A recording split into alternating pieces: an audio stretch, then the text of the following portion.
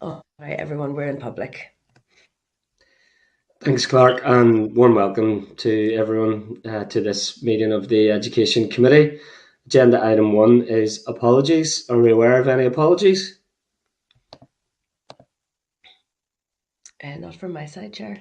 No. Okay, then straight into agenda item 2, which is our oral briefing from Thrive. Can I ask Assembly Broadcasting to remove members from the spotlight and to add our witnesses, and give a very warm welcome to Claire Humphrey, the coordinator of Thrive, Paul Johnson, Monkstown Boxing Club, Lorna Thompson, parent champion, and Hilary Johnson from the Public Health Agency. You're all very welcome this morning, and we're able to give you up to 10 minutes for opening statement, followed by questions from the members. Thank you. Okay. Sorry, we've got an apology from Robbie, actually, Chair. Okay, that's recorded. Thanks. Over to you guys. Super. Well, thank you so much for the opportunity to meet with you today. You're obviously hectically busy with lots of very, very big issues to be addressing at the minute. So really appreciate the opportunity just to tell you a wee bit about Thrive and to give us the opportunity to talk to you about some of our lessons and learning over the past while and offer that as a potential for your interest in educational underachievement and how we might all pull together to go about tackling that. So as you've said, Chair, we're really delighted just to give a bit of an overview of Thrive. I'm going to share a short presentation here, and then really delighted to have other Thrive partners here who are just going to say a wee bit to bring some of that presentation to life. So if you're happy enough, I'll just share screen and maybe make a start on that. That's great.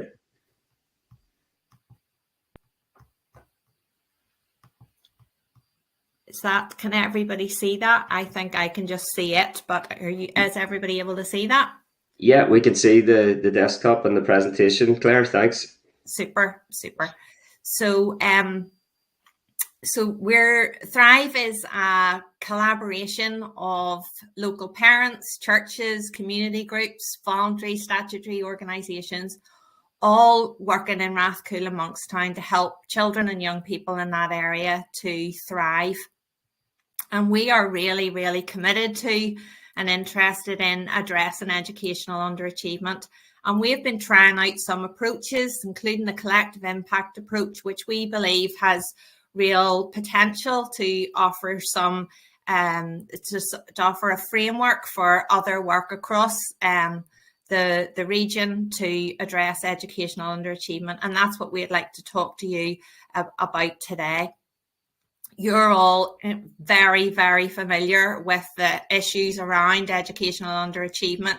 And this is just a little picture which shows how in Northern Ireland those children and young people on free school meals, which is a rough measure of children and young people experiencing poverty, just the stark difference in outcomes for them.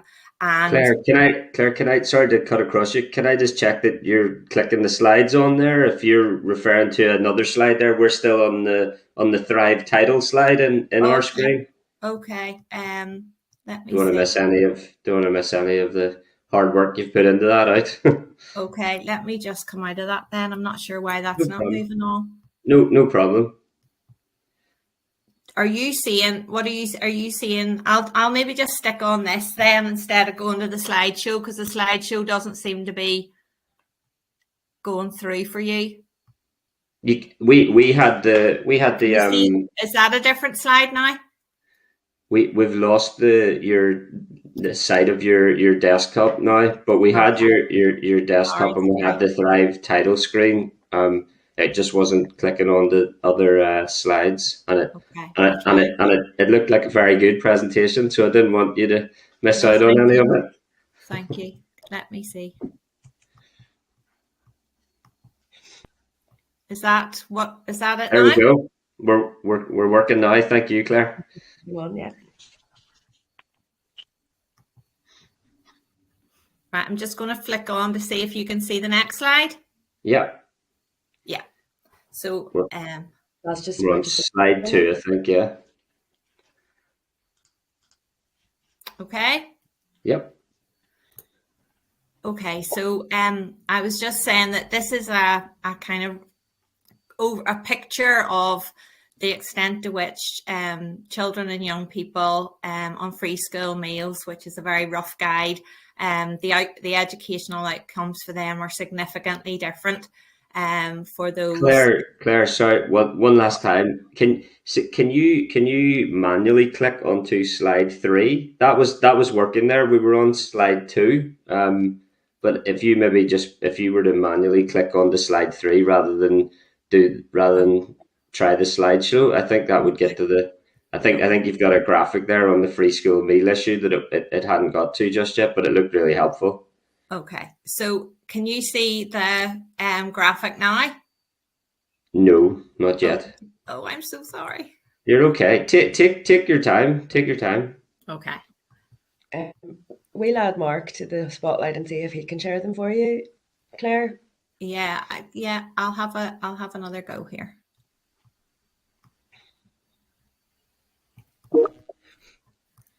Okay, is that Mark? Is that Mark? So that's the slideshow and start playing it. Is that right? Yeah, if you click on those other So if that there we go. So Claire, is that you clicking on the slides manually? Yeah. It might be Mark, which leaves. I think that's Mark. Okay, well if Mark can keep those slides coming, that'll be great. Great. Thanks. We're on your free school meal slide now, Claire, if you want to restart. I'm so sorry about that. Thought we were all good there, but no apology needed. We've got the info on the screen there. Thank you. Okay, thank you.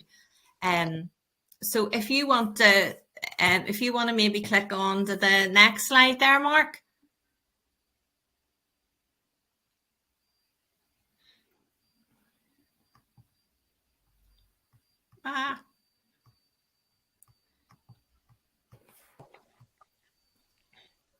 Slide 4, Claire, yeah? Yeah. Promoting it. Yeah. Yeah, sorry about that. Okay, so you'll all be very, very familiar with the Fair Start report, and one of its recommendations was promoting a whole community approach to education, and a recognition that if we're going to seriously tackle educational underachievement, that we all have to really, really pull together and to gang up on the problem to really see about the way in which we can all collaborate together to make a difference. And this idea about us all making a collective impact on this issue and working together, not just schools, but the whole community. Do you want to next slide there? So we're really interested in asking you as MLAs with a real passion and interest in education and making sure that all our children, irrespective of where they come from, where they live, their experiences, that they will all do well and thrive. And so we're really interested today to ask you to continue to really support the rollout of Fair Start, to that the recommendations made in that report are implemented, and that there's investment right across government in tackling this issue, and that children and young people doing well becomes everybody's business. And I suppose we wanted today just to give you an opportunity to hear a wee bit about some of the things that we think have gone well in Thrive, that we think has potential to maybe be scaled up, and some of the work that DE are doing in terms of reducing educational disadvantage and some of their suggestions about how Fair Start can be implemented. We think some of our learning might be helpful for that, and we'd like to kind of bring that to you today and encourage you and I know lots of change for you at the minute, but to encourage you and your parties to really make Fair Start and its implementation a part of your manifestos, and to kind of keep that really live and really continuing the momentum for change. Okay, next slide, if that's okay. So at this point, we wanted to show you a video of a local young woman, Courtney Cooper, but the technicalities were proven difficult. So we'll make sure to send you that video. And she brilliantly says about what educational underachievement and some of the challenges of living in a community like Rathcoole and Monkstown, what brought to her, and how being part of the Monkstown Boxing Club and her role in Abbey Community College, just the difference that being part of those sort of organisations had made for her. And she tells that story brilliantly, and I know you'd be interested to see that. Claire, we'll try and make sure we post that online somewhere if there's permission to do that as well. Yeah. Super, that would be fantastic. And her voice just says it so much better than we can.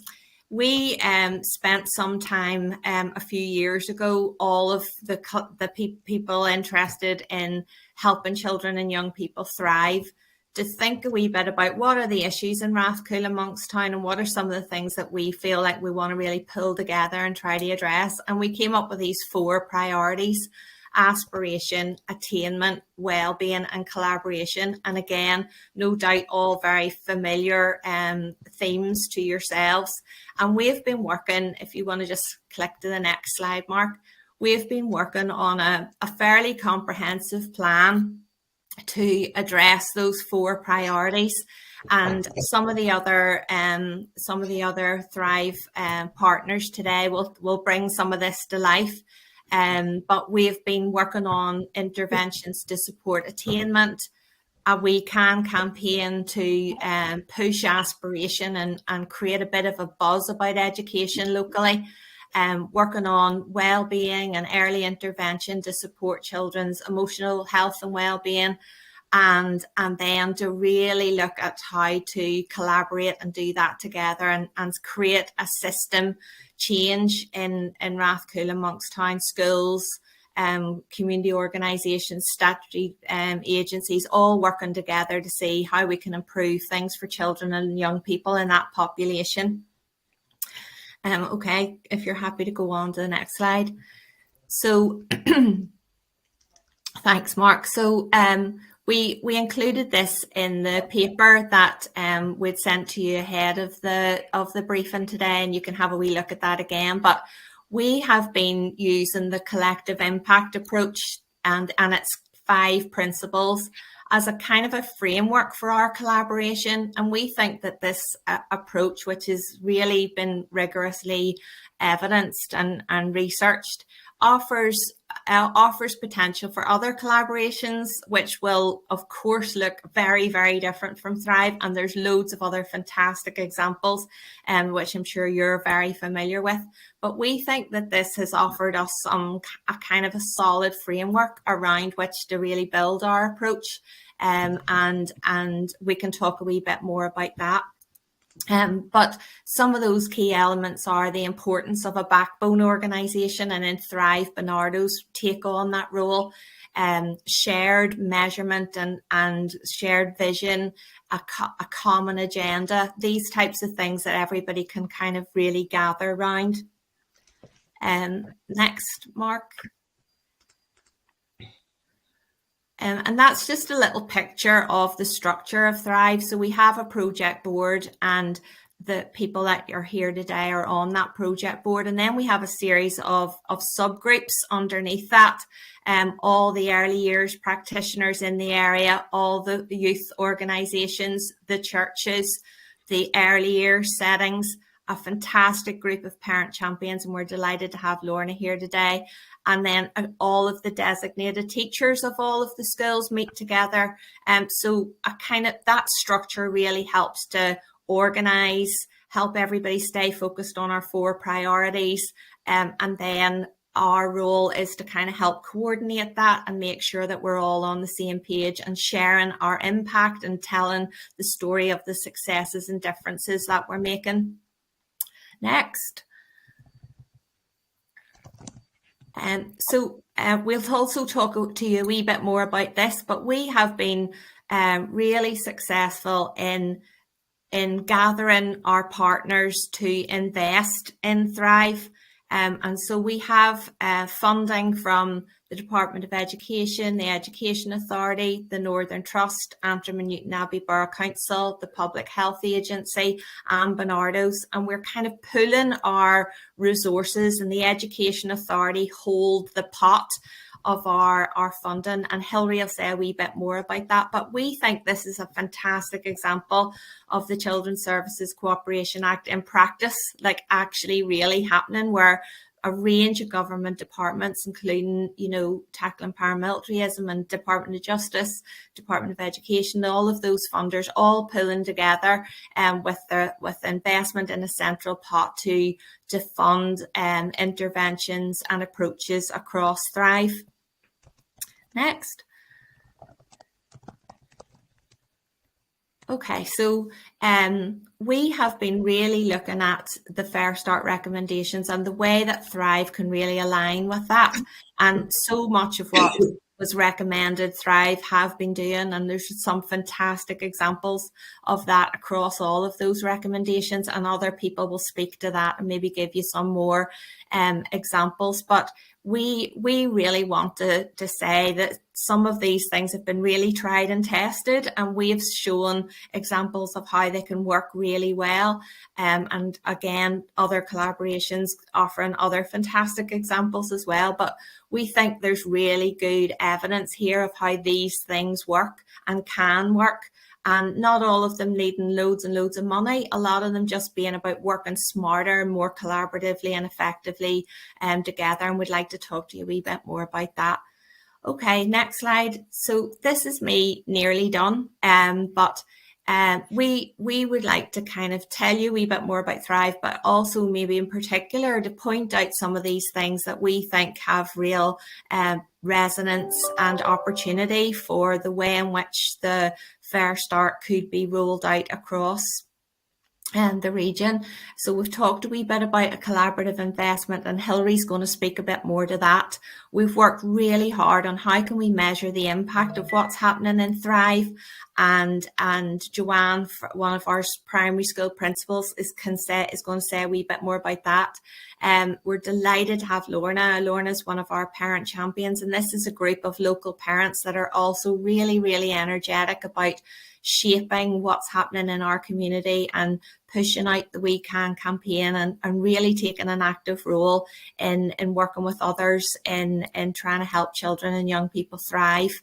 We've mentioned about the collective impact approach, and happy to take more questions about that and its potential for the DE Reducing Educational Disadvantage programme, which has the potential to offer to other opportunity areas collaborations like Thrive, ways that community and school can work together to really change attitudes to education and improve attainment. And as I've said, ways in which we have already tried and tested those recommendations, and Paul's going to say a wee bit more to that.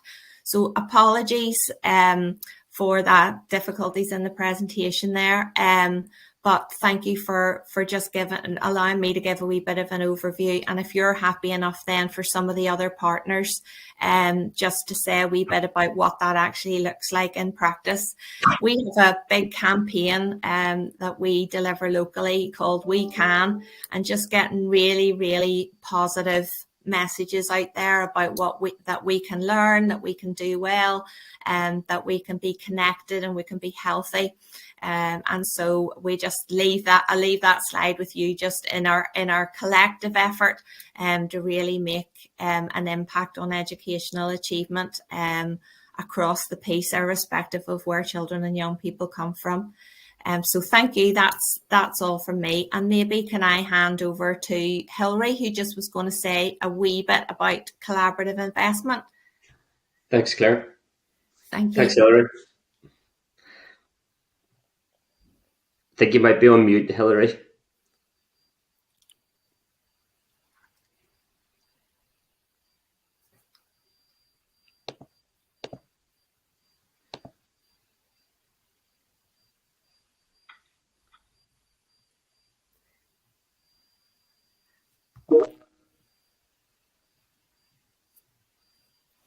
Have we finished with the slides, Claire? Yeah, we have.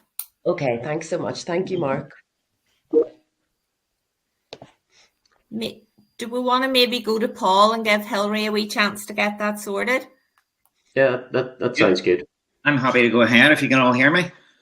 Yep. We can, yes. Yeah.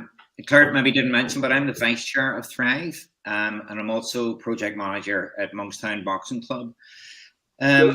First Start has given us a real opportunity to give communities like ours, whether it be Monkstown and Rathcoole or Turf Lodge and Lenadoon, a real opportunity to level up, I suppose, the fact that young people born into a postcode is a bigger predictor of educational achievement and life outcomes than anything else.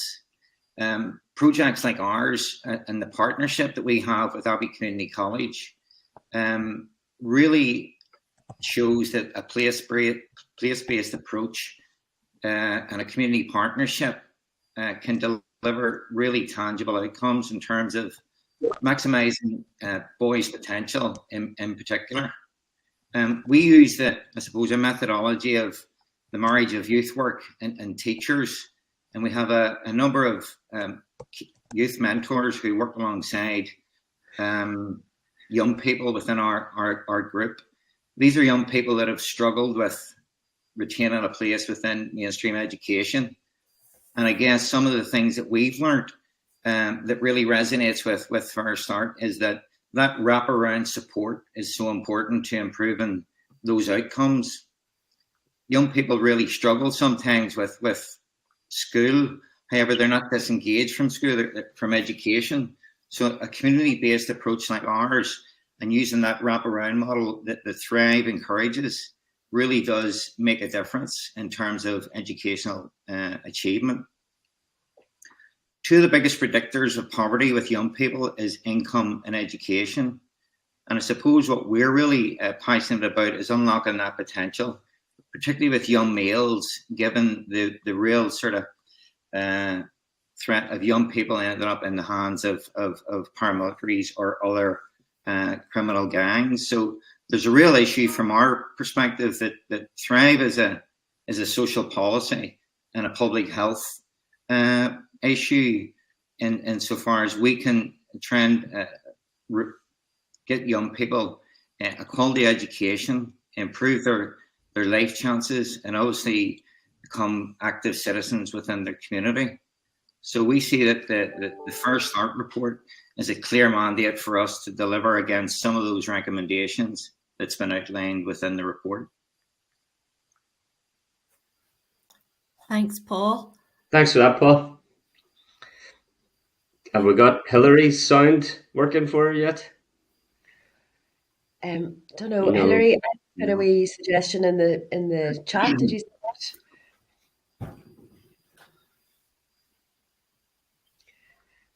that?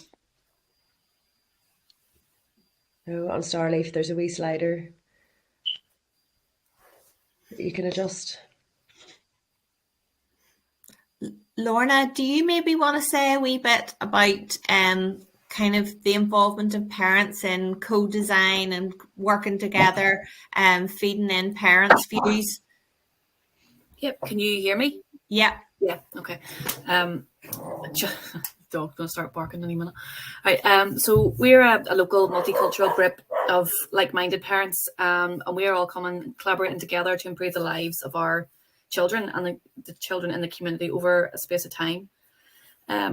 So far, we've done quite a lot of work.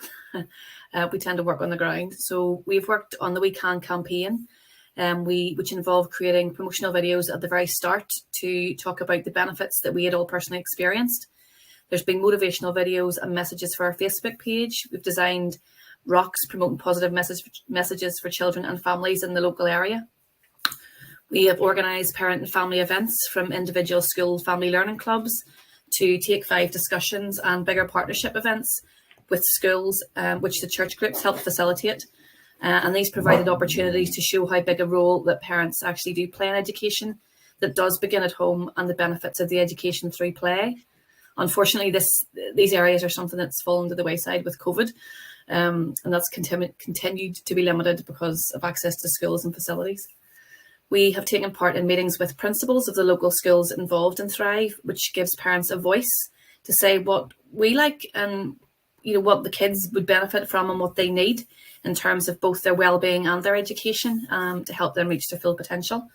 And on the back of this, then we were able to arrange maths and English classes in the Northern Regional College for parents who didn't have qualifications previously. We've taken part in training and information sessions from our children's law to mental health first aid, Take 5, and about transitioning from one school to the next. And some of the parents themselves have gone on to do further training to be able to facilitate these sessions, which has added to their educational achievements. And we've done interviews with the BBC in conjunction with Bernardo's, which highlighted digital poverty, which is very prevalent during lockdown. We have spoken to the First Minister about the problems that have been faced and how we felt these issues could be addressed. We collaborated on the Fair Start report about our own educational experiences, which was a very interesting thing to do because it highlighted our own differences in the group and showed us exactly why being part of Thrive is a good thing and helping to reduce the educational disadvantage. And we realised that the only way to improve the chances for our children is to work in partnership with the organisations. So you can often see that the parents will be in one group, but then using the services that the schools provide, using the services that church groups provide, and the community groups such as the boxing club. So we are all working together. Being part of Thrive gives parents a voice and a say in their education and shows they're valued. It has provided emotional and practical support through a listening ear, signposting, training, or sharing resources. It gives parents confidence in their ability to help their children and speak out for what they need. It provides educational opportunities to enable them to better help their children at home and informs them of what resources are in the area. It's a good relations group because it's open to everyone and encourages everybody from all backgrounds to come together in a safe environment, and then we can learn from each other's experiences and take that forward. It provides different things to different people at the right time because it's very fluid and has to change based on what the needs are, which is ever changing and is considers external factors. So it does actually show what can happen and how educational underachievement can be reduced when we all come together and work together. And word of mouth is everything. So as parent champions who have been impacted by the staff and services available, we are on the ground level speaking to other parents and organisations and committees like yourselves to say how much we've benefited and how much it's valued in the local community. So, thank you. Thanks, Lorna. Thanks, Lorna. Okay, Claire, will we move to member questions? Yeah, super. I'm not sure whether Hilary has got sound there, but and Joanne Griffiths, one of the principals, she's having difficulty getting on as well. But very, very happy to take questions and we can all chip in. Thanks, Chris. Thank you. Thanks for that. Let me go straight to Pat Sheehan, MLA Deputy Chairperson, as we are tight for time. Thanks, Pat. Thanks, Chair, and thank you to all of you for your presentation here this morning. It's very inspiring, and really, I have no questions. I just want to congratulate you on the great work you're doing, and I mean, there's plenty of evidence to show that you get more return the earlier you intervene with children and provide that support from an early age, and that's what you're doing. And all I can do is wish you all the success in the future, and I hope you get the support that you need. So thanks for that. Thank you. Thanks, Pat. Can I bring in Diane Dodds, MLA, please?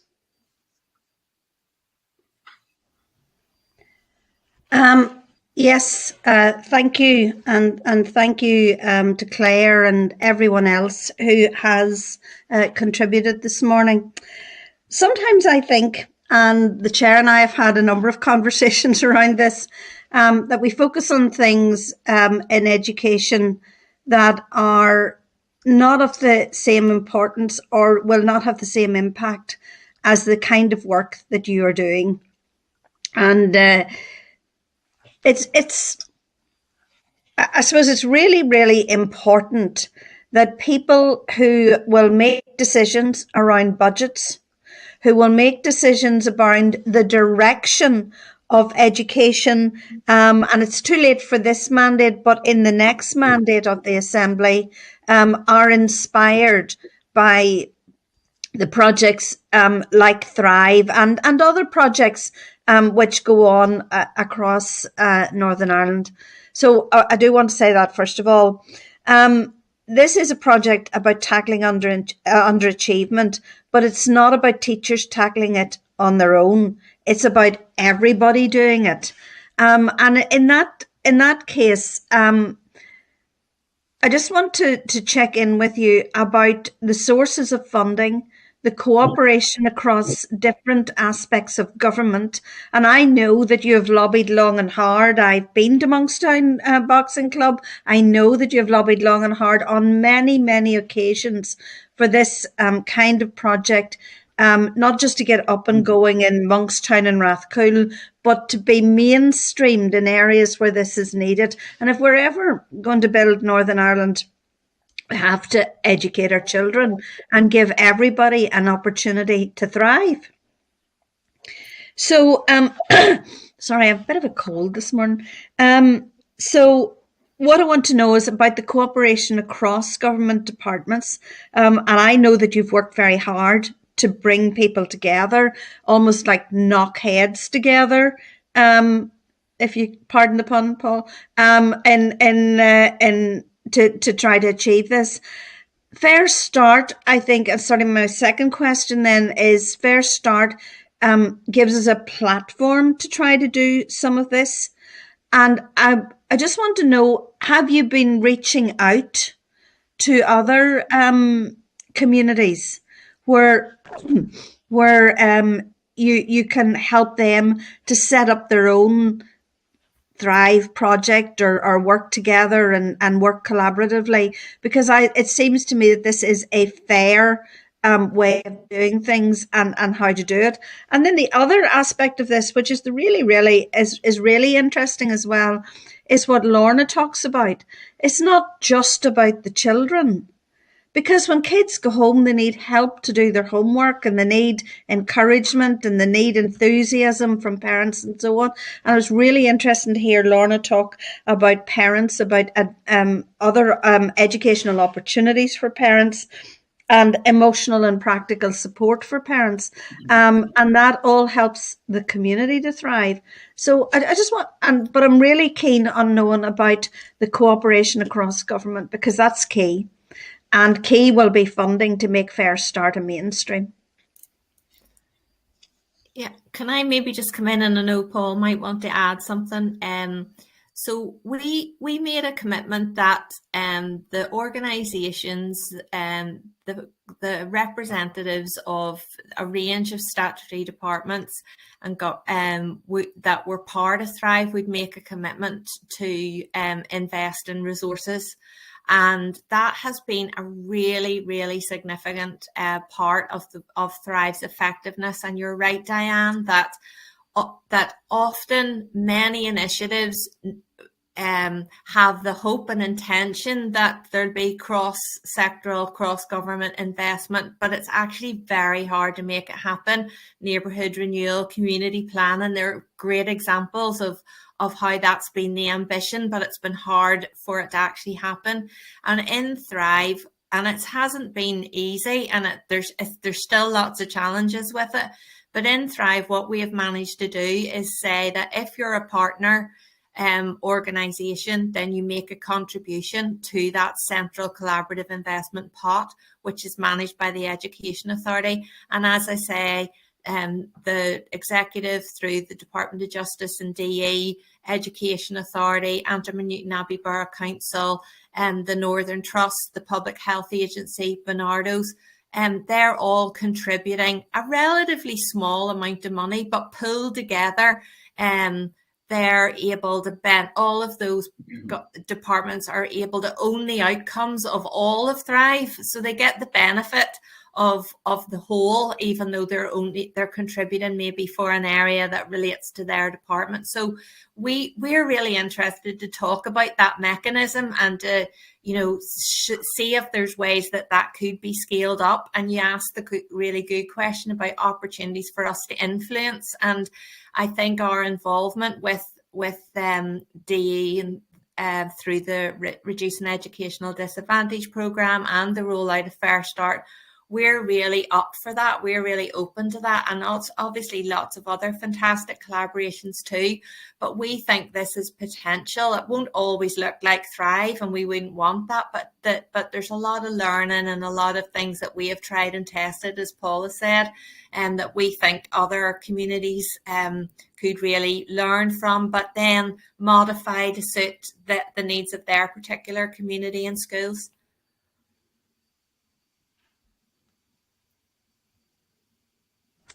Thank you. The funding is always an issue. How are you funded? I know that you say that you have small pots. Is that recurrent funded? Is that pledged to you? Are you constantly on the lookout for funding? Because I genuinely think that one of the things that we will have to consider in terms of the budget going forward for education is, what is the priority for education? Is it to you know, I don't know, do one thing over another, but if the real priority is to tackle underachievement, to invest in communities and invest in skills for the economy going forward, then we will have to commit the funds for that. As I understand it, the draft budget doesn't do that at the moment for Fair Start and for anything that we might want to either roll out of it or add to it. What's your sense of how you'll be funded going on? So I think that was a big ask, that we're really interested in ensuring that there is executive and government support for Fair Start, that there is an investment in trying out these approaches and really implementing those 8 recommendations. I think that for Thrive, we have really year-on-year agreement from those partner organisations, which makes planning really difficult. Some of those partners were only making agreement to fund, you know, in December, January of the financial year, you know, so yes. that is very, very tricky, and it means that community organisations are carrying that risk until that funding is agreed. But I think that, exactly as you say, it shows that it can happen. There are mechanisms where all of those different people can actually pull resources together, which makes so much sense and is so cost effective, because we're sharing resources, we're collaborating with those resources, and we're able to make a lot of difference with a relatively small amount of money. Thank you, and thank you for all that you do. I think it is utterly fascinating. It's a whole community approach, and I think if we're really to tackle underachievement in education, if we're really to grow Northern Ireland together, so that we can move forward together as a community, if we don't tackle underachievement in education, we will still always be stuck in the same cycle, because people. We've got to give people hope, and education is the way to do that. And it's something I'm absolutely passionate about. So thank you for all that you do. We are pledging to make Fair Start a priority. And I don't want to make it a party political broadcast, not the place for it, but it is important that we consider underachievement in education and how we can actually do that. And Fair Start is a start, but it's not the end. It's not even the middle. There is a long way to go in all of this. Finally, Chair, with your permission, I was down talking to, and this is just something for the group, I was down talking to the Chief Executive of SEUPB, And there are significant, there's over £1 billion in peace funding within the next 7 years. And it is something that your community groups may want to consider in terms of additionality to what you're already doing with the statutory agencies. And those calls are going to start coming out, I think, June, July of this year. So you may want to have a conversation around that. Thanks, Dan. Okay, I think that's all members. But Claire, if I could just ask a couple of questions in finishing. In terms of the whole community approach and the place-based focus, which, you know, from the excellent work that you've done with us in East Belfast at Eastside Learning Partnership as well, that we really support that and that we've seen the benefits of it as well. How challenging is it for the Department of Education to fund and support multiple whole community approaches and multiple place-based focuses across Northern Ireland, or is that just something that they need to find a way to support, in your opinion?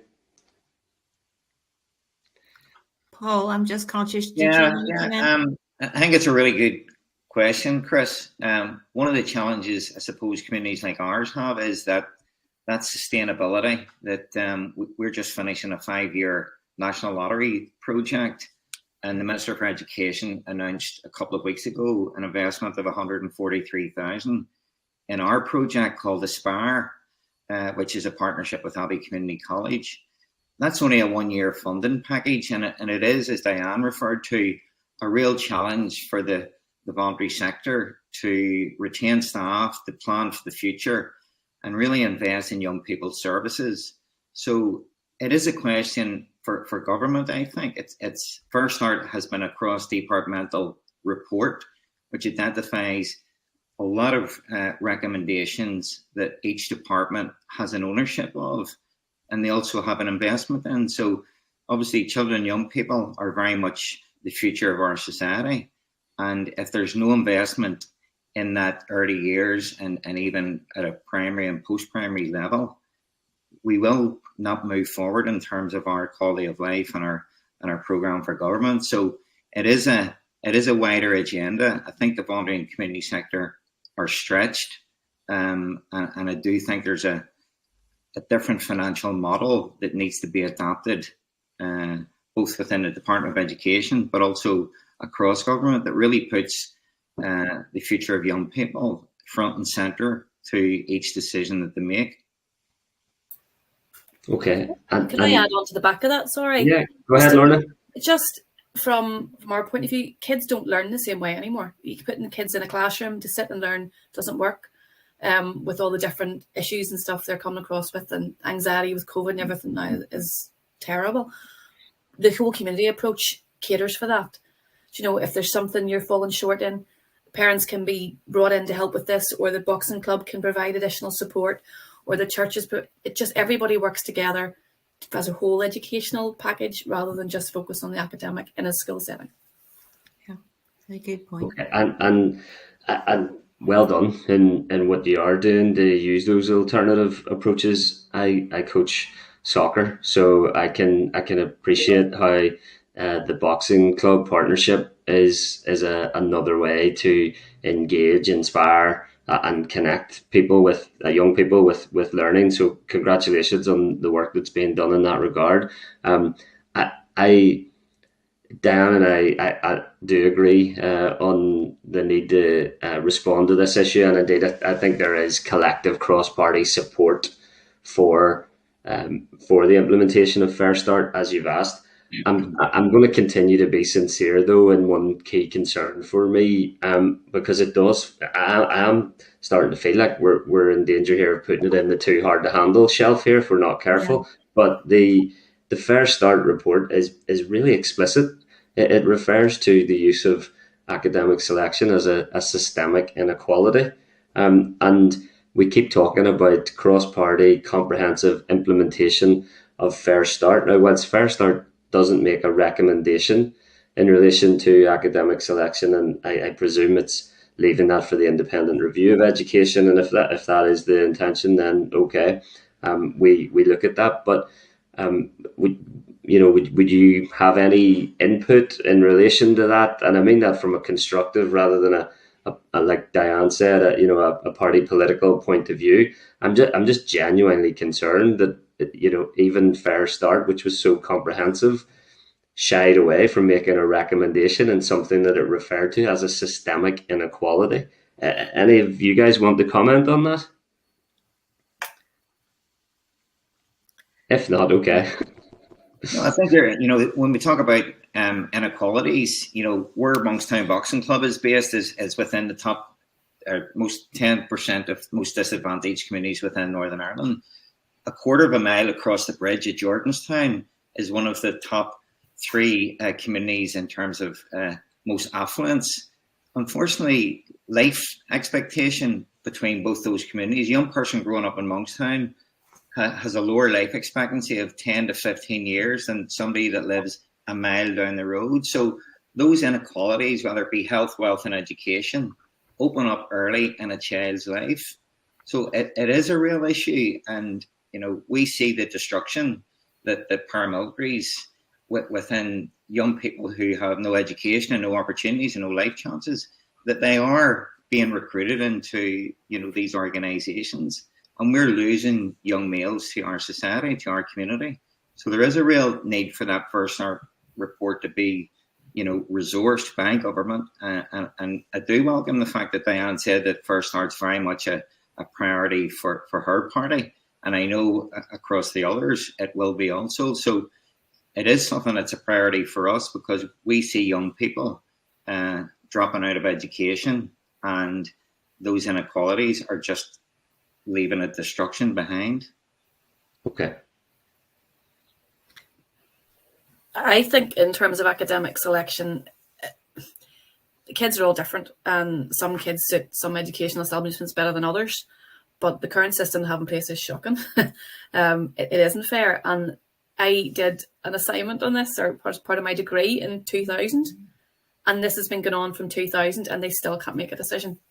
The whole thing needs overhauled and not just replaced with different types of exams that actually cost money when the same exams were being run before and were free. So yeah, okay. It really needs to be looked at. Thanks. Really appreciate your response for that, and thanks so much for your entire presentation today. As all the MLAs have said, that there's examples of really good practice here and a cross-party sincere commitment to resource and to implement the recommendations of the Fair Start report. And as you guys have demonstrated today, so many of those can be delivered by the likes of the Thrive project that you guys are doing such a good job on. So thanks so much indeed. Hilary, sorry we didn't get to hear from you. Maybe we'll do that on another time, and we'll definitely try to find ways to, if there's permission to do so, post that video on our online outlets for you as well. But thanks so much for all the work that you're all doing, guys. All the best. Thank you all so much. Thank you. Thank you. Okay, can I ask Assembly Broadcasting to remove witnesses and to add members back into the spotlight, and ask the clerk to summarise any actions resulting from our briefing? Thanks, clerk. Thanks, Chair. Unfortunately, one of our witnesses was trying to join there the whole time and we couldn't get her added. So Joanne Griffith was trying to join the call. So yeah, I mean the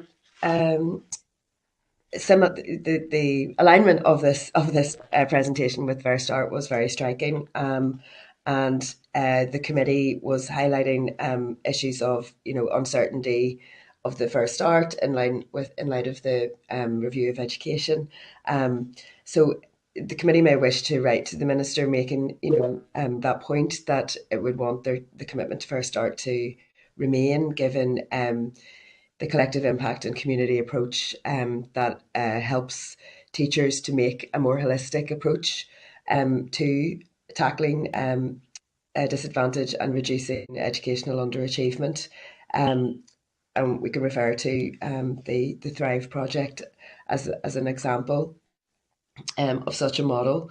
And obviously Thrive has got a solidity to the model with that backbone aspect of Bernardo's and parent champions and just several strands there on a good relations basis, which give it particular strengths. Members were also saying that funders need to take inspiration from projects like Thrive, and a couple of specific funding streams were highlighted. So Diane there was mentioning the SEUPB money coming on stream in June and July, and the witnesses were also discussing the Aspire stream of funding and the logistics of having everyone ready and having enough notice of funding like that to be able to use it and draw it down effectively.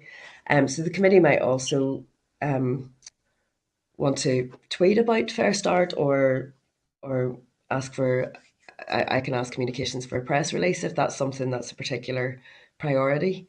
You can give me your steer on that, Chair.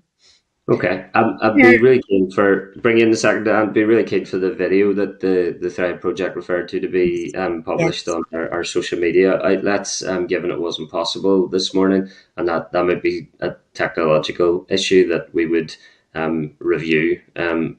It's not ideal. So if we can publish that online, that'd be great. Dan, you want to come in there? Yep. There's a couple of things. So what I've known this project in Monkstown Boxing Club for many years. You can imagine with my background, I have known it. Not that I've been in the boxing ring, but anyway. I was about to say, have you been in there boxing, Diane?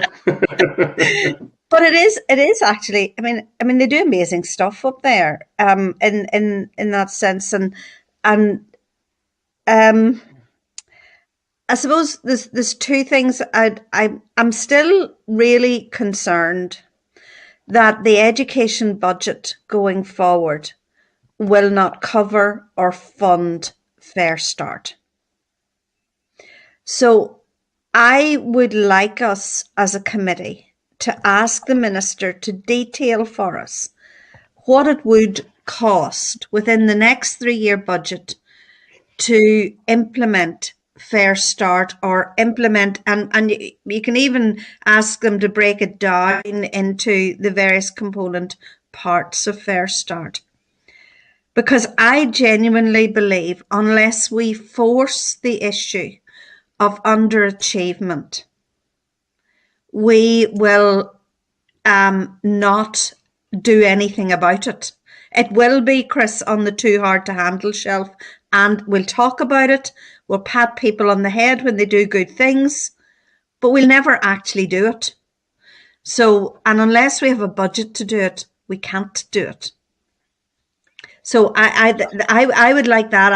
I would like some hard facts and figures from the Minister and the department that says, this is what it costs, this is what we need, this is what we need to do, so that political parties can choose where they put their priorities. That's fair enough, but let's have the facts of what it actually costs, because I'm really passionate about that, and I do think that is actually genuinely important.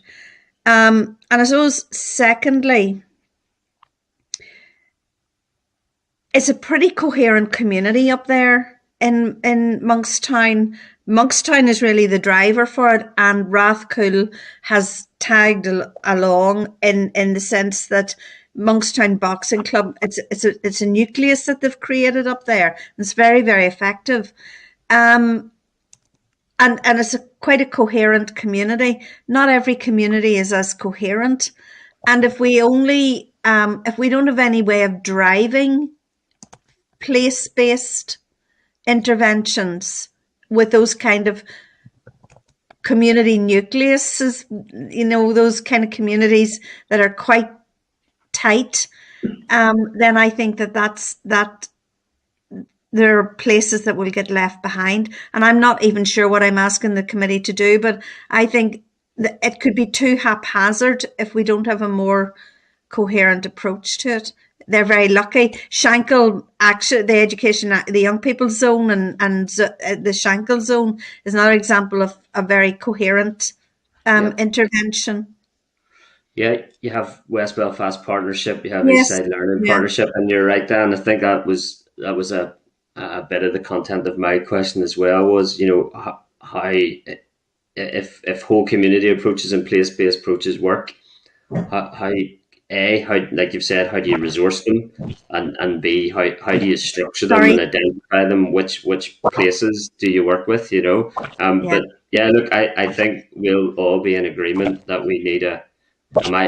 Is my audio clear here? Or is that someone else? That's okay. Sorry, it's my dogs who've heard the postman. That's brilliant. That's brilliant. That's okay. That's a good soundtrack to have. We're in agreement. We have to have a well-resourced education system now.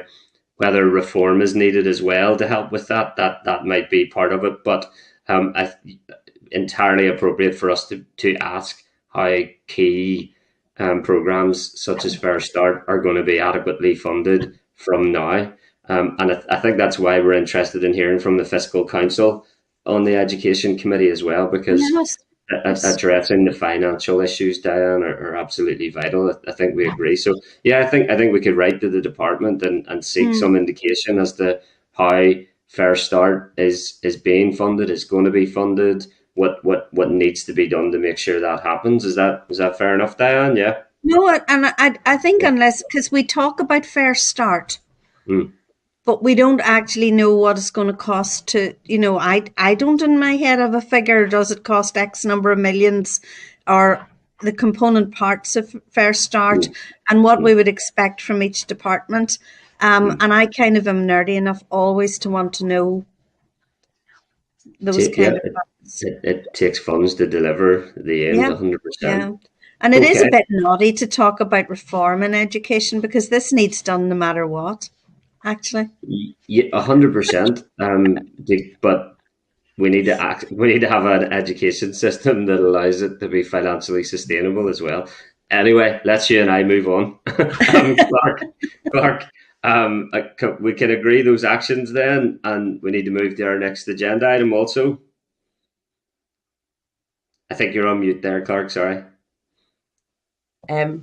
Yes, no, I'm just liking that last line. It's not a reform. No problem. Thank you. No problem. Okay, then, members, agenda item 3 is our oral briefing from the Bytes project.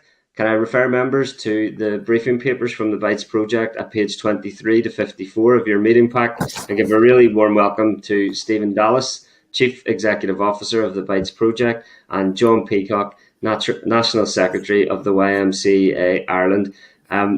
Folks, we have up to 10 minutes for your opening comments and then questions from members. Thanks so much for being with us this morning. Thanks very much, Chris. I just introduce myself just quickly. Stephen Dallas, I'm the CEO of the Bytes project. So just on the lines of your conversation, Bytes is a regional youth work organisation delivering lots of place-based youth services with hundreds of young people each year. And our purpose is to support young people to transform their world. But our mission is quite interesting in that our mission is to enable 3,000 young people each year to improve their digital literacy. And we're trying to do that in the emotional health and wellbeing space as well. I'll let my colleague John introduce himself. Morning, folks. Thanks for the opportunity to meet you this morning. I'm John Peacock. I work for YMCA Ireland, and we have 12 centres across Northern Ireland, supported by EA funding to provide universal services.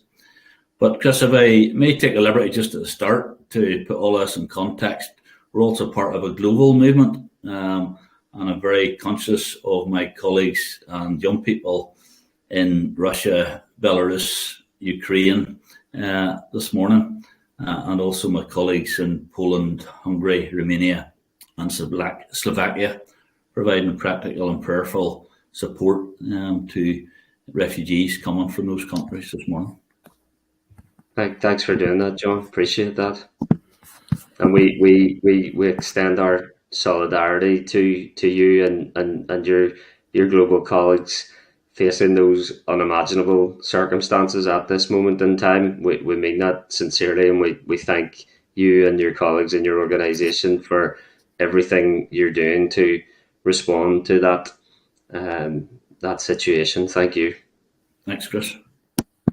Thanks, John. So hopefully that has appeared, has it? Yep, everybody see that okay? Yes, thanks, Stephen. So just a bit of just on the research then, just to give you an introduction. The initial idea behind this was between April and September 2021, we were recognising that the voluntary youth work sector were doing lots of programmes to support the emotional health of young people, particularly as lockdown eased. And Bytes, YMCA and Youth Initiatives, the three of us came together and we thought, we want to try and capture this. If we wait too long, people will forget. So what we did is we kind of identified stats and stories. Donna Kernahan, who is a researcher who works with stats and stories, helped us to develop an online survey. And the questionnaire we have was actually available for 2 weeks in October 2021, just at the end of that easing of lockdown period. There were 54 youth work projects completed it, and it was covered in every council area in Northern Ireland. We also developed 3 case studies, and John's going to tell you one of those in a moment. In terms of some of the things we found, there's a lot on that page, but I've highlighted 2 in yellow. The first one is over 17,000 children and young people aged 4 to 25 accessed voluntary youth work provision on a weekly basis. That's of the 54 groups who engage with this, that's over 300 young people each week. And then at the very bottom, 97%, nearly 98% agreed or strongly agreed with it that with additional resources, their organisation has the potential to deliver more work to support young people's resilience. And that's very interesting, just in the conversation you've had there around, fresh start and what's possible. And very much what I think you'll see in this research is we're saying there's an untapped potential that hasn't been accessed yet. And you definitely heard that from Thrive and the Monkstown Boxing Club as well. Just quickly, in terms of where, you can see that we covered every council area. So in Belfast, there were 51%. That represents about 26 respondents. In terms of the types of provision, it's the blue is full-time voluntary providers, local full-time voluntary providers, which is I'm in one at the minute, which is Street Beat at the Woodvale. In orange, you've got full-time providers. Grey, you've got the faith-based providers. That little yellowy one is the local part-time providers, and the little blue one, the light blue, is uniformed organisations. So it's quite a wide stretch of organisations. It's quite this kind of shows you the workforce profile. These are big organisations, small organisations, and everything in between, largely. This is probably the most important part of the research and what we actually found. So basically what we did, as I said earlier, between April and September was our big focus. And what we did in our survey was try to make it easy for people, to be honest, by categorising 4 areas of work. So first of all, we came up with the definition of universal services, which is just simply places where young people can come and socialise. And the mental health strategy talks an awful lot about places where people belong. This is what universal programs is. And our colleague Tony from Youth Initiative, if he was here, would be doing this part and saying, this is long term. This is being there as and when young people need it, and making sure you're close in terms of place-based services. We also came up with the definition of targeted preventative work, which is basically very much what Lorna was talking about actually earlier on, not in the classroom learning, but learning in a non-formal environment, but in this case in things around emotional health. We also looked at school-based work, which is simply the same stuff happening in targeted work, but in a school setting. And then also specialist work. And that's organisations that incorporate things like mentoring, talking therapies, outdoor therapies as well as part of their youth work approaches. And this, so when you look at the numbers here, it's actually quite substantial. So we asked people to estimate the programmes and activities, which is this middle column, that they have completed within April and September. And then this furthest way column is about the estimated number of young people. And what you can actually see is that over 12,000 young people were estimated engaged across the 54 respondents to this survey in that 6-month period. That's over 300 young people. It's over 70 young people each day, 7 days a week, getting access to support from these organisations. I'm sure that one of the other questions we asked was around this was about, and I think it was a point that you brought up earlier again, Dan, about statutory and the engagement across and the usefulness and the connection between the two. This was actually too bad, to be honest. When we asked people about their idea of the effectiveness of the partnership, they had quite a range of opinions, but it's more of a bell curve, to be honest, and there's probably room for improvement, and we'll come back to that in a moment. I'm going to hand to my colleague, John Peacock, who's going to do a little bit of a case study around schools-based work at Portadown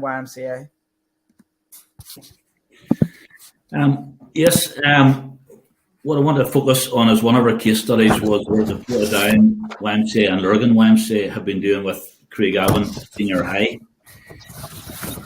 We in the YMCA receive over £1 million from EA for frontline universal services, which is fantastic for our 12 centres. However, we're not funded to do any work in schools or with schools. However, we have taken on to do that because we see the need to empower young people through the work in schools. So this is one project called Enable that we do to empower young people to form positive relationships and increase personal development. The pupils in Year 11 in Craigavon Senior High have been identified, and those with poor wellbeing or a risk of educational underachievement are asked to attend the programme. The key part of the programme is about relationships and conversations on how best to build relationships.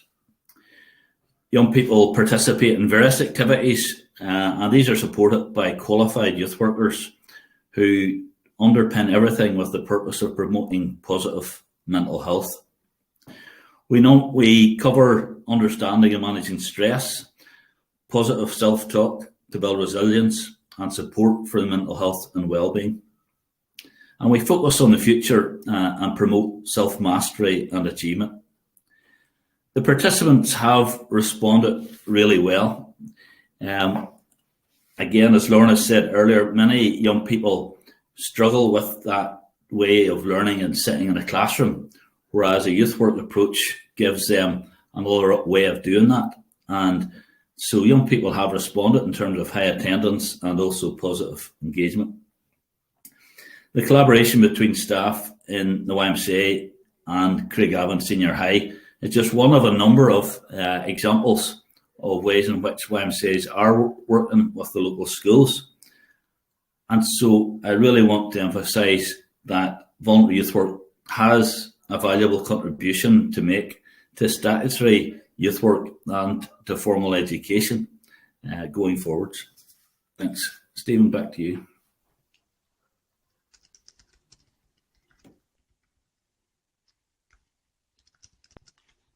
Thank you, John. So I will just to bring this to in conclusion in terms of some of the conclusions from our report. So I'm just going to take the top three, and I'll do others if the committee want to do it as part of the questions. But one of the key things that we found was the versatility of the voluntary youth work sector in terms of delivering emotional health-based work is not limited to a particular setting, and it can be conducted, as John said, in schools, but it can also be in community setting, on the street, in outdoor learning centres. And this is actually an amazing strength and amazing range of support where we can give young people. Also, again, back to the mental health strategy, really a big focus for this was around young people need to feel they have a place where they belong, where they shape it, where they design it, where they develop it. And big part of the surveys we found was the culture of participation is key in all of that, which is a perfect alignment with what the mental health strategy talks about. And finally, it was a highlight about multi-agency collaboration. Now, what's very clear from the surveys is this really does work at a local level. This is an area in which the potential for the voluntary youth worker sector in terms of mental health and emotional health well-being really has not been fully realised. Findings show that nearly all organisations would be better able to collaborate with others in the voluntary youth work sector and acknowledge that if there further work was needed to develop that partnership, particularly with statutory agencies. And there are another three there, but I want to just, Tuesday we brought all the people who contributed to the survey together, and their top two was just to reinforce what we found out in the research about the need for versatility and the need for multi-agency collaboration. Which brings us to our recommendations, and I will focus on the first two, to be honest, because there's a really good alignment with some of the stuff you were talking about today. So the first thing is, yesterday's meeting with the Education Committee, you had DE talking about the Children and Young People strategy. So this research perfectly timed, to be honest, would suggest that the priorities in the Children and Young People strategy, we would really recommend that they're reflected in the new DE youth work policy. We definitely think that there's huge mileage in that. But based on this research, we'd also like the to be really clear on two other things. Firstly, recognising the role of voluntary youth work providers as a strategic network with the capacity to support not just universal programs, but targeted preventative work, specialist services, and as John has already alluded to, delivery in schools in order to improve emotional health and support. The second thing we would ask DE to consider is to provide opportunities for the voluntary youth work sector representatives to engage with the rollout of the Department of Education and the Department of Health's Children and Young People's Emotional Health and Wellbeing framework, particularly in education. We think that there's definitely more opportunities to include the voluntary sector as a whole within that.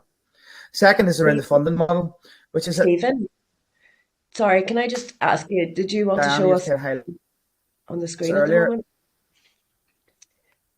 Stephen, did you want to show us something? And I do... Sorry, go. Sorry to cut across you, Stephen. I think Evan just wanted to check if you needed to be sharing your screen there at that point. It had stopped just momentarily. Yeah, I'll just do it like this now. Sometimes it's a distraction. I'm going to give up on the cursors. So it's the last point is around the new funding model. And again, Claire said earlier all about the status quo and the way we're delivering things. And very much John and me are presenting a paper which is saying new funding models need to be developed, which enable the pooling of resources.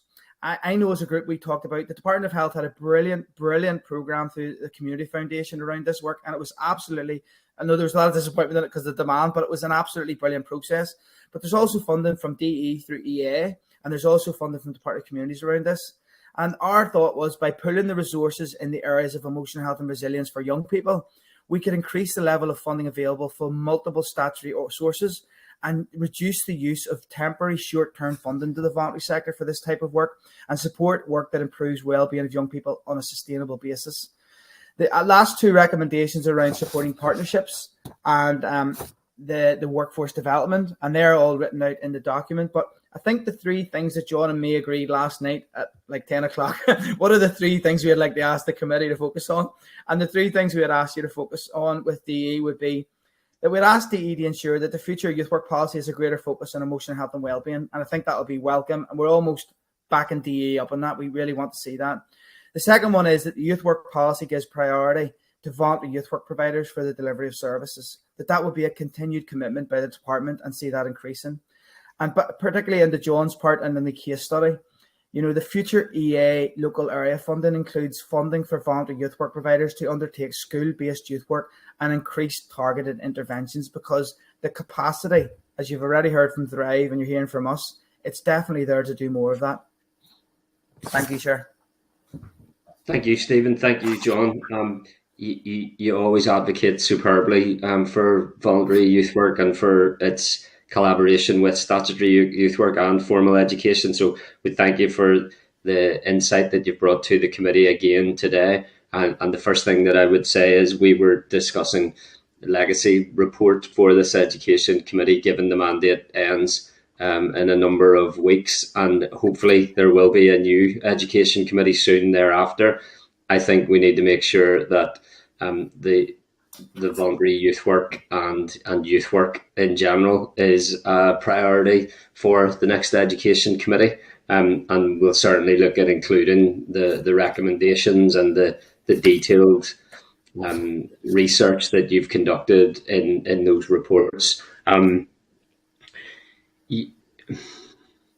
I know that you consistently raise that need for new models, new approaches. Do you want to say anything in any more detail in relation to a new funding model before I move on to other members' questions? From my side of things, I would say that DE and EA have done a brilliant job making the changes that they've done over the last couple of years, and it's not been easy to acknowledge that. But the other part of me is going, we haven't changed the historical deployment of how we normally deliver youth services. So back to the point that, again, if you don't mind me making that link back to the Thrive project in Rathcoole and in Monkstown, you've got projects there which are currently in areas where there's currently statutory youth work delivery. And how do you change that delivery model to make the boxing club sustainable? Because that's the money for youth work. And it's a really difficult question. And I don't underestimate how hard it will be to answer that question. But something needs to change. The status quo will not be acceptable going forward. And I think I know from my perspective, I'll hand over to John in a moment. We are funded under Piece 4 at the minute, supporting 8 schools across Northern Ireland. And that stopped yesterday because the Piece 4 funding with our organisation came to a conclusion. And we're continuing where we can to keep that support going. But it doesn't make sense. We've got the relationships and the connections. Why isn't that being resourced to kind of maintain that type of work? So I'll hand over to John, because I know John will have an opinion as well. Yeah, thanks. Yeah, and just to start where you finished there, Stephen, I do think it's really important that we look at Peace Plus going forwards as well. It's been an opportunity, as Diane has already mentioned, and I know a number of us are collaborating on that basis. I suppose for me, Kristen, direct answer to your question, I think what's been really good in terms of the current funding has been, it has really enabled voluntary organisations to have the capacity to provide a lot of very good youth work. What I think the next stage is for me is to ensuring that that's quality youth work that's being done out there. And part of that quality youth work is about more targeted work and more specific work with those young people who have, as we all know, post-pandemic, serious emotional and needs, and their resilience needs to be built up for the world that's ahead of them. Thanks for that. I do genuinely think that the next education committee needs to get into the detail of what those new models need to look like if we are to adequately support the outstanding youth work that is happening in our community. Can I bring in Diane Dodds, MLA, please? And then Justin McNulty. Thanks, Diane. Thank you, Chair, and thank you, Stephen, and thank you, John. I'm very lucky in that I know the projects that you come from and that you are very passionate about, and thank you for all you've done over the years. So this links really, truly with the previous conversation and how we can actually fund the needs of children and young people on not just the piecemeal basis that we have currently been doing it. And over many years as a public representative, I have worked with different communities in trying to get funding for their particular projects and so on. So I'm really happy to see that we're looking at a strategy. I'm happy to see that we're looking at a more coherent way of dealing with, say, educational underachievement and the interface with youth work that'll bring. But that won't resolve the problem of how do we work in the here and now, and sometimes these things take a little bit of time. And again, I just think that they do need a more coherent budget than they currently have. Apologies for my dogs. I will shut the door. Hold on.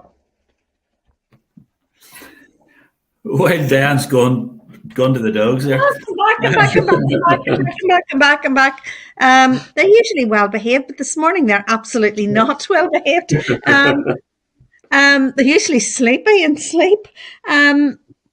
So I suppose there's a couple of things that I want to sort of try and tease out with you. And John, obviously I know the project in Portadown and Lurgan with Craigavon Senior High. And I've been over in the YMCA when there have been young people there who have been excluded from school or who exclude themselves from school. And when youth workers actually go in and help young people who are in a very vulnerable and precarious situation, some of them actually, and so on. But am I understanding you right that you do not get any funding from the EA in order to do that?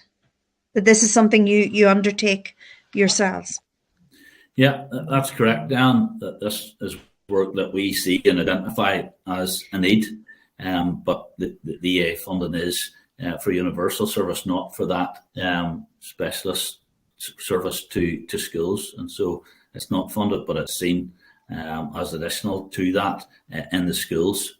If we bring the young people from the schools to the youth centres, it can be considered a part of that.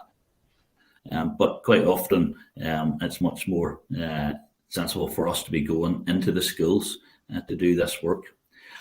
And I think that is a key part of this, Dan, in that it is, in that way, almost feels like it's an add-on, whereas it's a key strategic part of what we see as part of our work.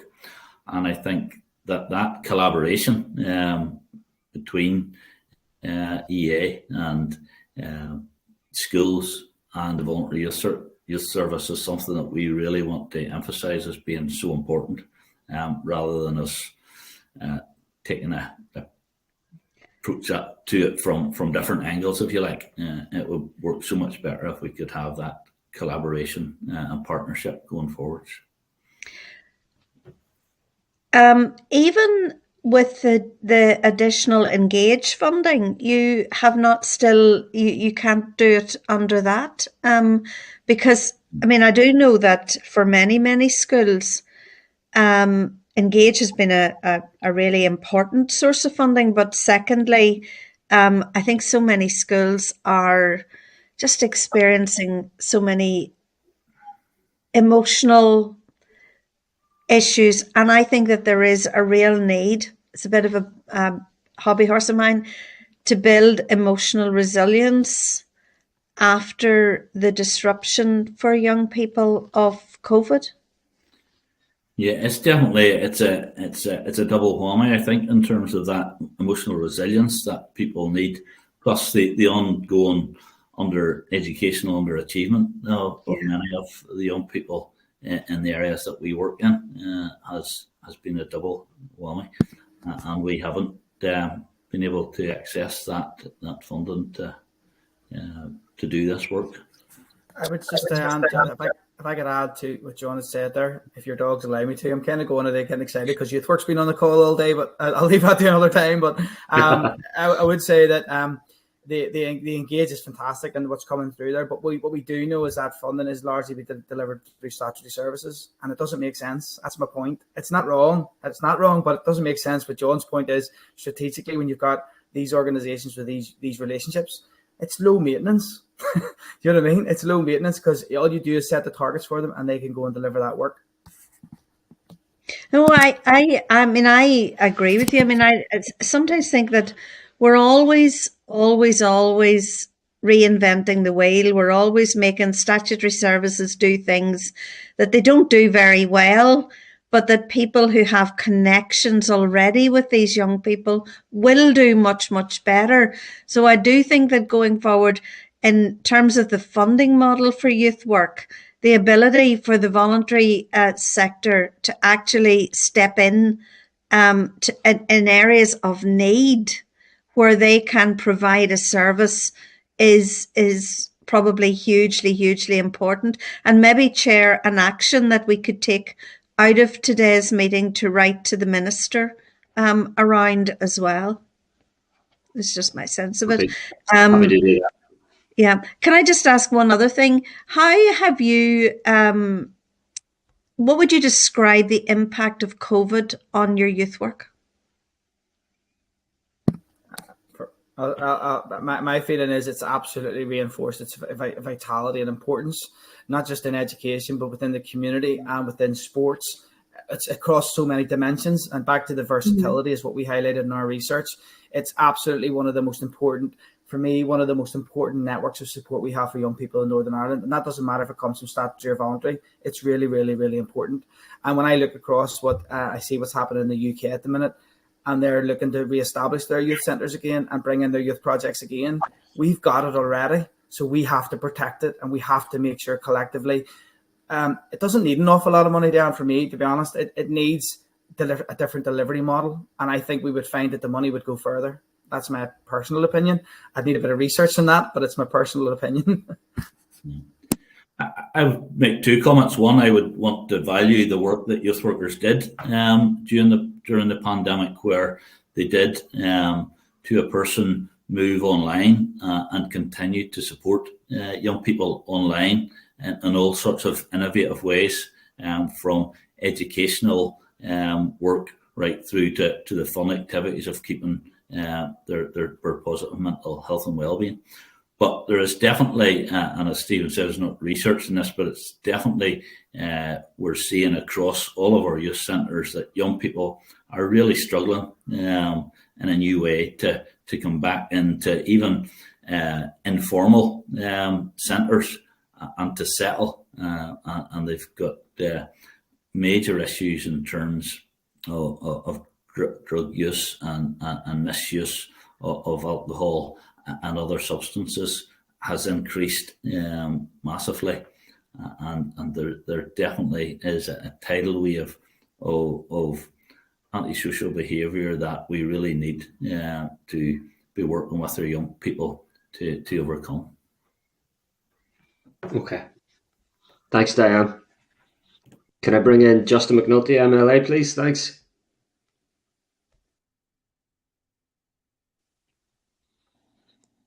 Chair, thank you. Thanks, John. Thank you, Stephen.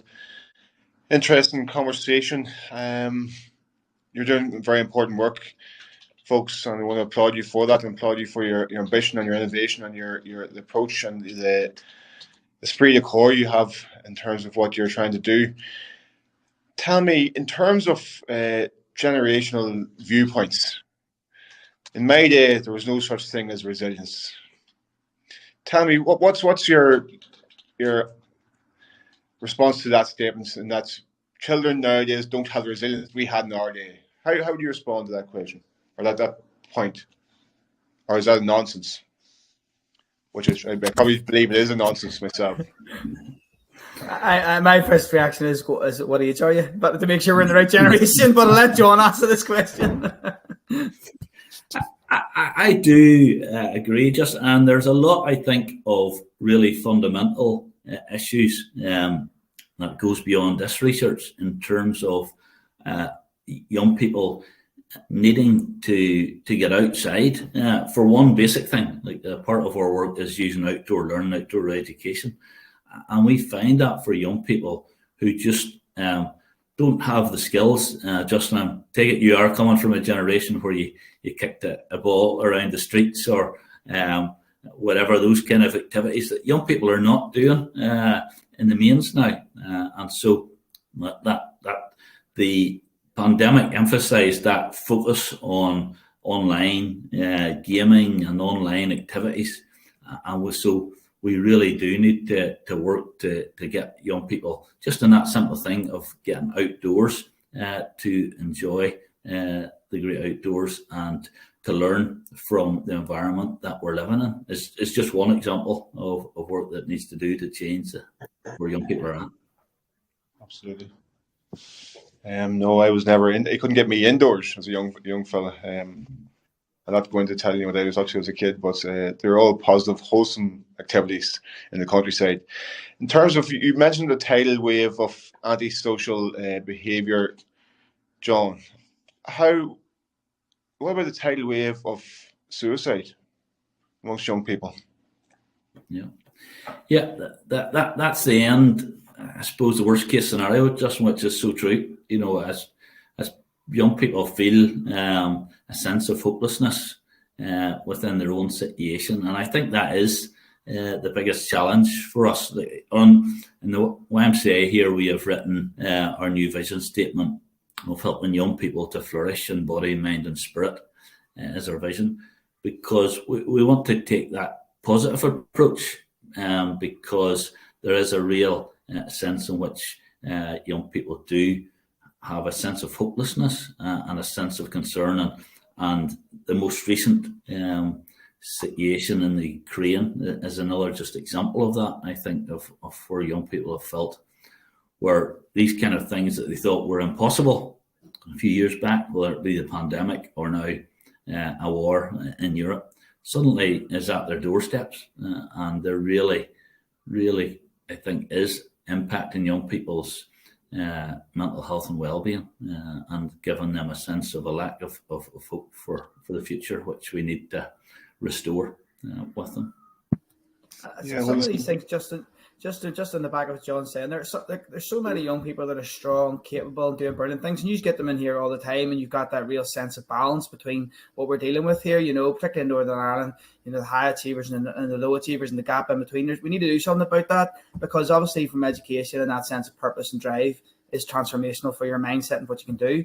But for me, it's getting that balance. And I know within Bytes, our focus is there's a lot of healthy things online. There's a lot of really positive things to be got from YouTube and from TikTok and many videos. If you laughed on TikTok, you know what I mean, in your own time, they can become a source of entertainment and fun. So we need young people almost to look at it in the sense of it's part of what makes them enjoyable, but it's that balance and that sense. And that's a big thing what we try and do within Bytes.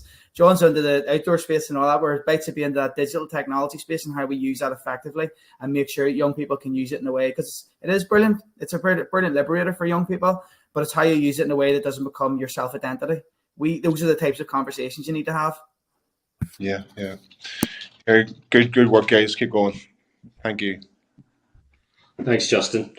Yeah, you drew out a few really important points there, Justin, that we always agree on in terms of outdoor activity, sport and physical activity, recreation. But Stephen, you like it back in with the positives of some of the online as well.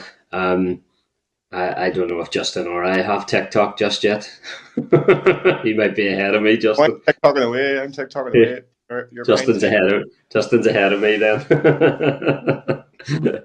Okay, thank you, Stephen. John, thanks so much for your evidence today. I think it's timely, and as we draw to the end of the mandate, and there is important financial and policy decisions to be made in education that you've advocated so well and so strongly for the place of youth work in the learning and the development of our children and young people. Shout out to Dr. Donna Kernahan as well, who did the research for you. She's a fantastic researcher and a really good person for you to be collaborating with. And whilst I won't be in this seat in the next Education Committee, I think it's safe for me to give a commitment to both of you that the Education Committee looks forward to continuing to work with you to give a platform to youth work to ensure you get all the support that you need and deserve to help our children and young people. So thank you so much for your time today. And Chris, thank you very much as chair of the committee. I know you've looked after this issue for a number of times, and I just want to acknowledge that. And I know as you move on, you'll be missed, but thank you for your service and what you've done over the last couple of years. Thank you. Thanks, man. Thanks for your support. Thank you. All the best. All the best. Okay, can I ask Assembly Broadcasting to remove our witnesses and add members back to the spotlight, and to ask the clerk for any actions from today's briefing? Thank you, Chair. So we've identified a few actions already in that discussion, namely to write to the Minister about the discussion that took place there regarding a new funding model. Then also Stephen Dallas asked that particular recommendations of the report be conveyed to the Minister as well in relation to aspects of the children and young people strategy that should be reflected in the new youth services strategy, etc. There were some kind of headline issues there about outdoor learning and the role that it plays in addressing resilience and combating a sense of hopelessness among young people after pandemic and given all of the global situation that we're experiencing. So, and the tag of the organisation of Bytes in creating circumstances where young people can flourish in body, mind and spirit speaks to all of that. So I think the two presentations this morning actually they were very different, but they really put across their message very well, and I would propose that we send those to the department, to the Minister as well, just to support the letter. Agreed, Clerk. Yeah, I think they both showed the place of collaboration between the voluntary and community sector and the voluntary youth work sector for education and development, for an achievement and aspiration and emotional health and wellbeing for children and young people. Really, really important that those organisations are included in the approach. Okay. Happy to agree those actions. Any other business or any other comments? Justin, yep. Gotta go, Chris. Gotta go, Avine. Thanks, folks. No problem. Thanks, Justin. Thank you. Okay. That's timely. Our Clark, then, date and time of next meeting is next Tuesday, the 8th of March at 9 a.m. It is indeed, and that will be with... sorry, let me just bring it up again. No problem. Is the EA leadership team. Sorry, no, the 8th is CCEA, and that's also Women's Day. Brilliant. See it on examinations then. And today is World Book Day as well, so hopefully you enjoy a good book today, Clark. And I know there'll be children and young people across Northern Ireland celebrating World Book Day today. And I've already seen some extremely creative fancy dress costumes as well, celebrating children's literature. So we wish them all a really enjoyable day, celebrating the enjoyment you get from books and reading. And on that, Clark, the committee meeting does now adjourn. Thank you. Thanks, Chair.